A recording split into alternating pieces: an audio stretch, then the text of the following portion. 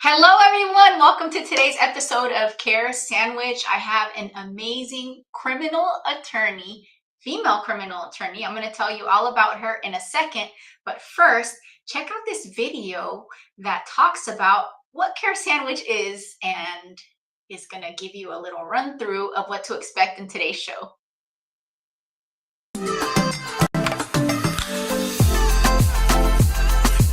Welcome to Care Sandwich, the podcast where we dive into the success journeys of law firm owners across the country. I'm Margarita Everline, your host and the founder of Marketing Boss, a fractional chief marketing officer firm for law firms. On this show, we'll explore the challenges, strategies, and victories that have shaped law firms and how they wrap every interaction with care. Because we believe that caring isn't just a value, it's a strategy for success. So grab your favorite sandwich, sit back, and let's dig into a conversation filled with insight, inspiration, and of course, a lot of care.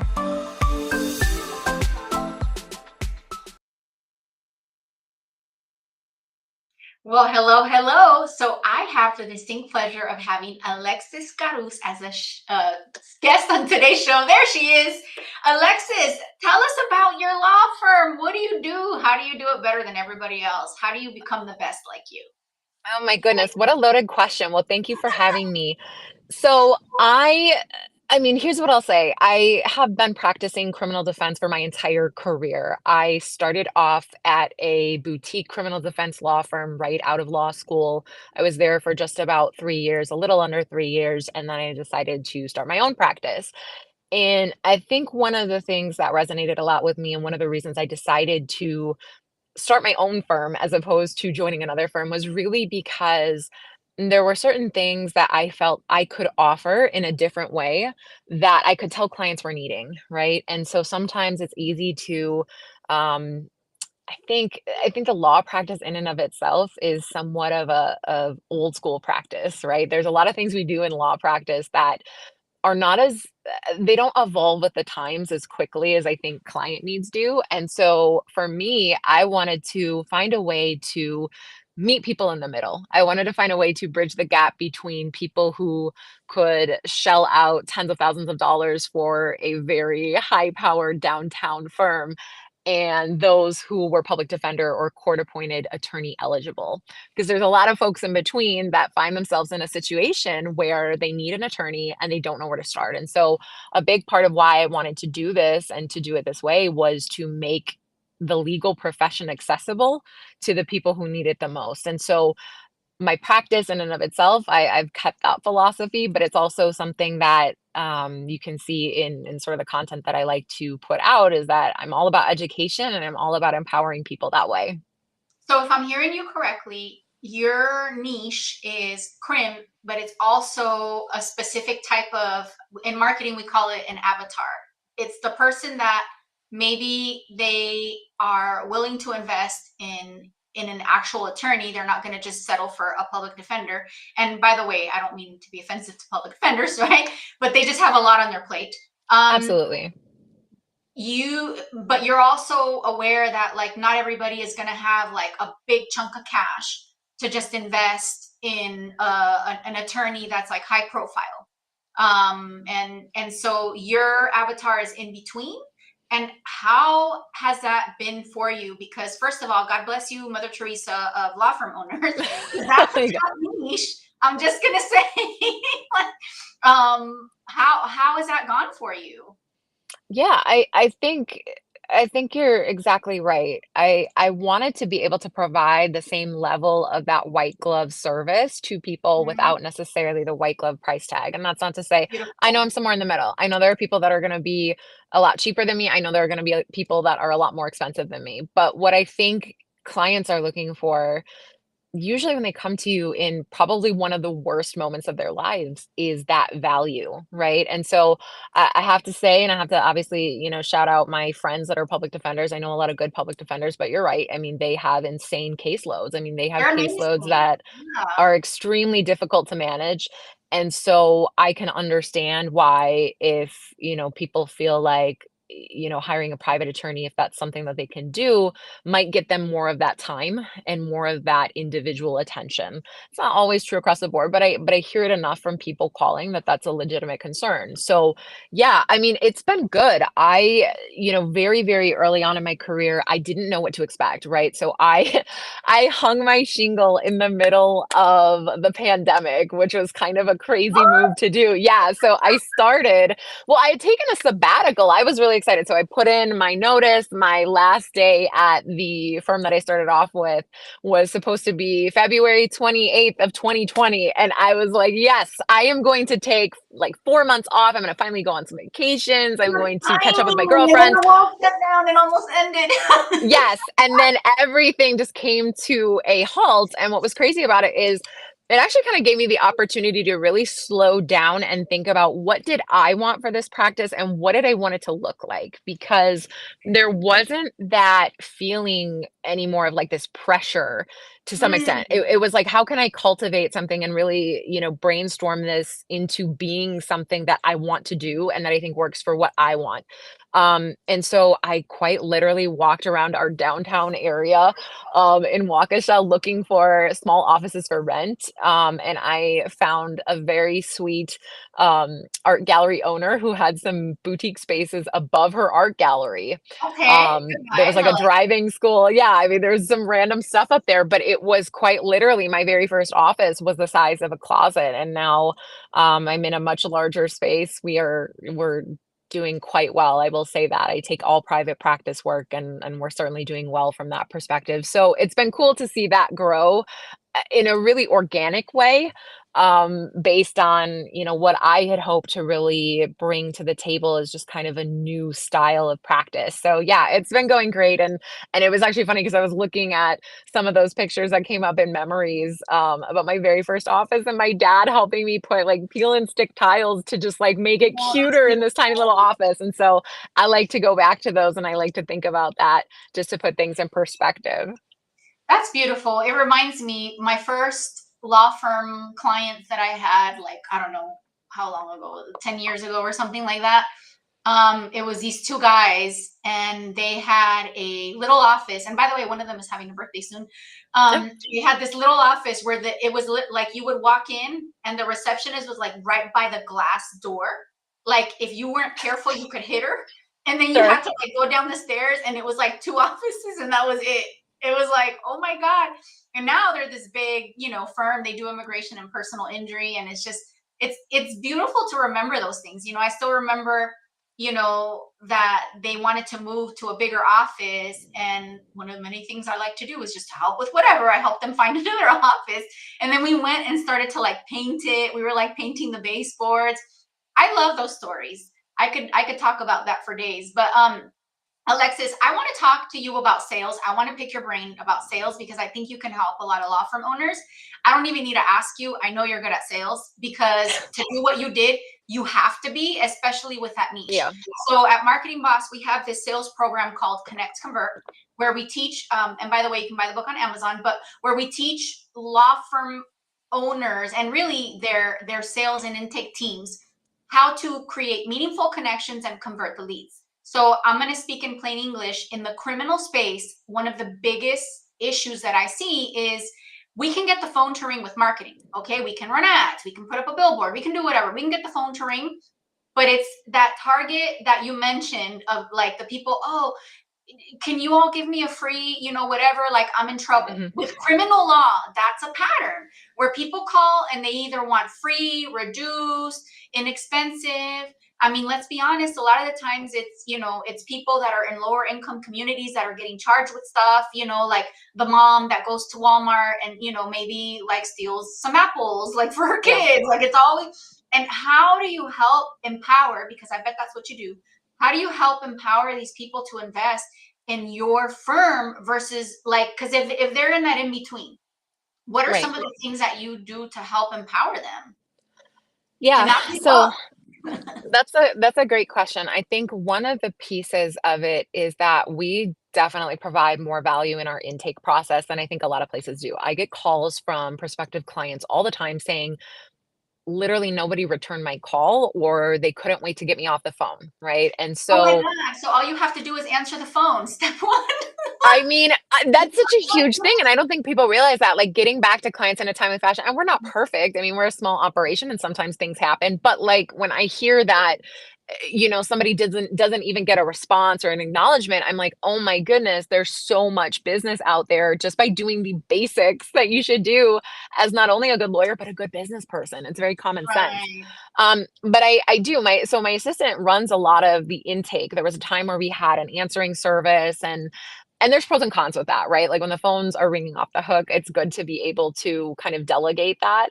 But she really is a powerhouse when it comes to screening leads and getting through to kind of the essential information to see if we can be a good fit and if we can help. As far as like I've honestly, and this may be controversial, like I've gotten rid of long-term payment plans because it's too hard to follow up on. It just creates cash flow issues and it's just not really Not a fair good for this business. kind of practice. Yeah. But I do offer like a pay later option through a firm, which is something that's unique and not a lot of places do. And I think that's something that just gives people another option because I always tell people like, hey, I don't want you working with me to be the difference between you making your rent payment or not. Like I don't want I that to love be the that. case. And I would And rather not take that money, truthfully, but that's just how I am as a person. And so, if it is something on a case by case basis, like, yes, I'm willing to work with people. But I think we try to we try to demonstrate the value, right? In that one, I know what I'm doing. I am experienced. I'm in trial a lot. Okay. So I've seen cases from the beginning to the end and all possible iterations of outcomes because I've been focused on this one area for my entire career.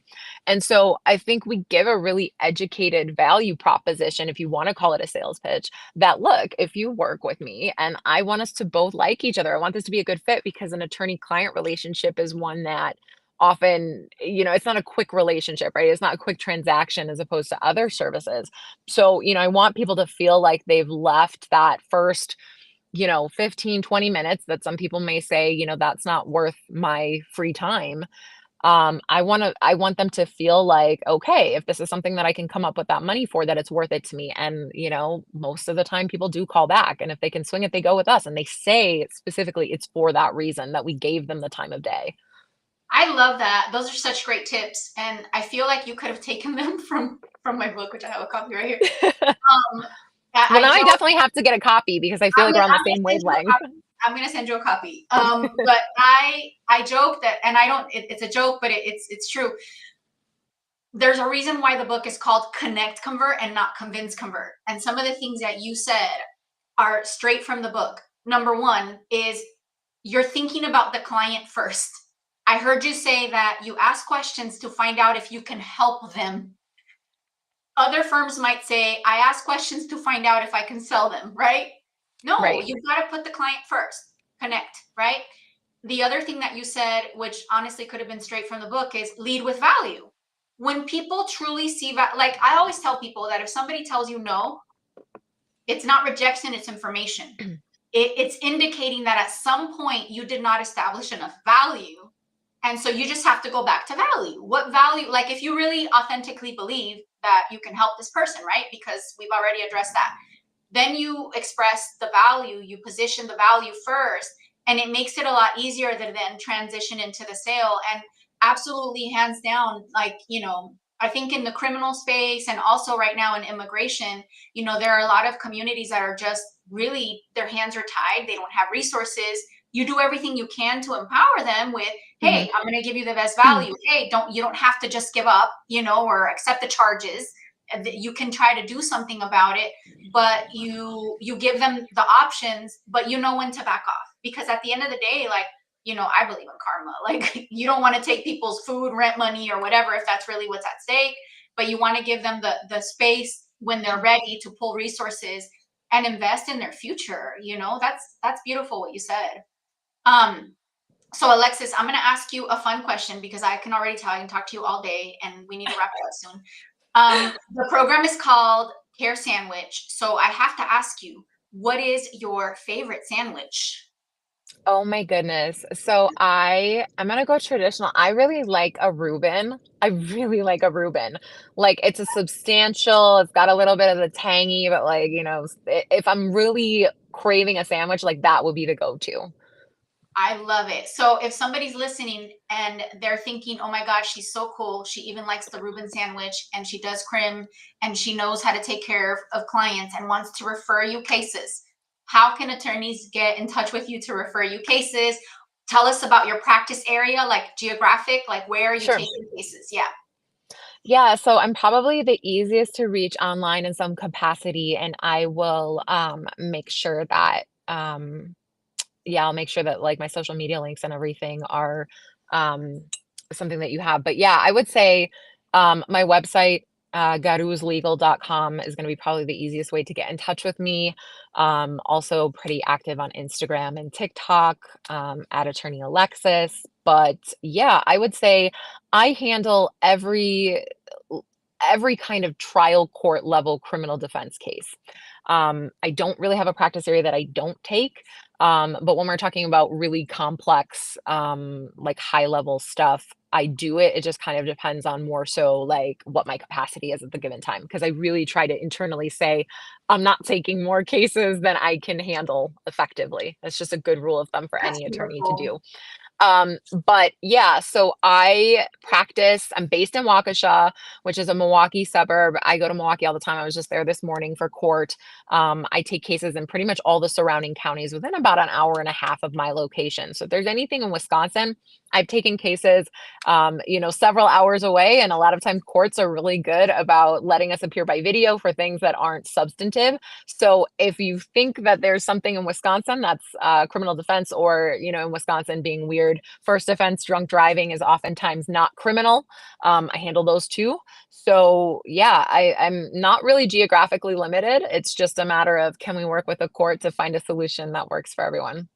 That's wonderful. And Alexis, repeat your website URL one more time in case somebody missed it. Sure, it is garuzlegal.com. My last name is spelled G as in girl, ARUZ legal.com. And by the way, your logo is fire because your G Thank looks, you. and that's coming from the marketing boss. Okay, the G looks like I I'm penthouse. so glad that you caught on to that because I love it so much. And I had a very talented graphic designer work with me when he was like a student, and now he's just flourishing. So thank you That's so much. amazing. That's amazing. All right. Are there any other tips that you want to give law firm owners about how to do things the way that you do them? I mean, I'm so blown away by the level of compassion, how strategic you are, and that you're making it work and monetizing care. So, any other words of advice? I would just say authenticity matters because I think so many times people get stuck in the trap of trying to play the role of an attorney or come across the way that they think somebody in the legal sphere should. And one of the things that I think has been incredibly effective for me is to honestly be myself. You're always going to see me in bright colors. I'm a fashion girl. Like I'm very outspoken. I'm also very blunt about a lot of things. And you see that because I think the reality is in 2025, people have to have an online presence, whether they like it or not. And that's your opportunity to really Amen. Thank showcase you for you. that. Yeah. So that's your opportunity to like give prospective clients like a way to get to know you and to see if they're going to like you. And so that way when they're calling me because they want to work with you. So that's my number one tip is just be yourself and find your niche, but it all comes down to, just being authentically you. I love that you said that. And I'm going to talk into the camera to one client. I'm not going to say his name, but it's not just me, okay, that's saying this to you. I'm You got to sorry get that I have called somebody else out inadvertently today. you got to get out there. You got to be you. You got to do you. Oh my gosh, this has been great, Alexis. Thank you so much. For those of you that tuned in live, we appreciate you. We're going to keep doing these live as much as possible, and we'll catch you on the next episode. Alexis, don't go anywhere. I'm going to see you backstage.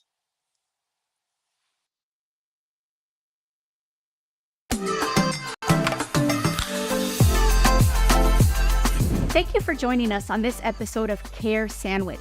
Remember, the way we care for our clients, our teams, and ourselves can make all the difference in our success. Until next time, keep caring, keep growing, and I'll see you on